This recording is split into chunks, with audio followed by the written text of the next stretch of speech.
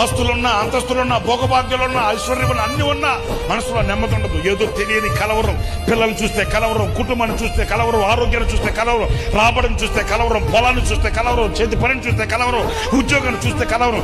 ఎటు చూచిన కళ్ళు తెరిస్తే కలవరాల మధ్యలో కన్నీటిమయమై కాటికి కాళ్ళు చాపుతూ శాంతి సమాధానాలు లేకుండా స్వర్గ శ్రమలుగా ఉండవలసిన కుటుంబాలు ఈ రోజున నరక కూపాలైపోతున్నాయి.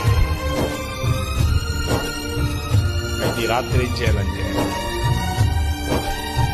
నీకు శాంతి, ప్రశాంతి, నెమ్మది నీకు కావాలంటే నీవు ఆయన మీద ఆనుకుంటే ఉండండి. నీవు ఆయన మీద ఆనుకుంటే ఇంతవరకు లోకం మీద అనుకున్నావు, ఇంతవరకు నీ డబ్బు మీద అనుకున్నావు, ఇంతవరకు నీ కులం మీద అనుకున్నావు. ఇప్పుడు ఎన్ని వదిలిపెట్టి ఆయన మీద గనక నీవు ఆనుకుంటే ఆ ఇట్టి ప్రధాన యాజకుడు నీకు సరిపోయింది. ఎందుకంటే ఆయన మీద ఆనుకుని వాణిని పూర్ణ శాంతి కలిగిన వాణిగా చేస్తాడు.